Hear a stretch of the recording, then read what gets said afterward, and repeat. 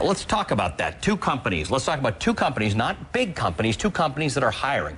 Angela Selden is the CEO of Arise Virtual Solutions.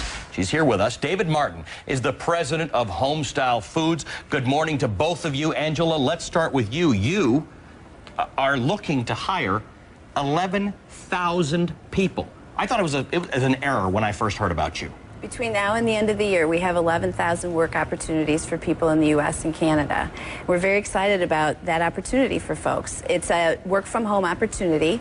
It's flexible, so people can work around either a full-time job or around a part-time job that may not be giving them the hours that we heard about in the last topic, and gives them the flexibility to choose how often and when they work. And so this is part of the whole push toward contract work, toward doing work where you're not necessarily attached to a big company, but you're doing work from home. You might not have the big company benefits package either, but you are getting some work. That's right. What we're seeing is a real change in the way American workers think about the social contract with their employers. Right. They want flexibility. They want the ability to choose when they work and how often they work, and they want to have the flexibility to choose which clients they service or what they do. These are call centers, basically. You're taking calls. Your customer service person, about $14 an hour?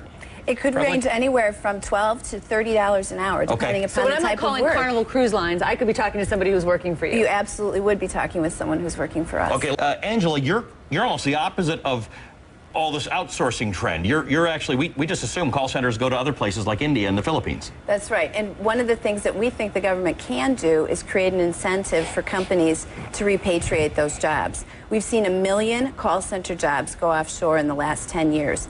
And if we can create a one-year benefit for a company to bring those jobs back onshore, it's tremendous infusion of opportunities for people to work.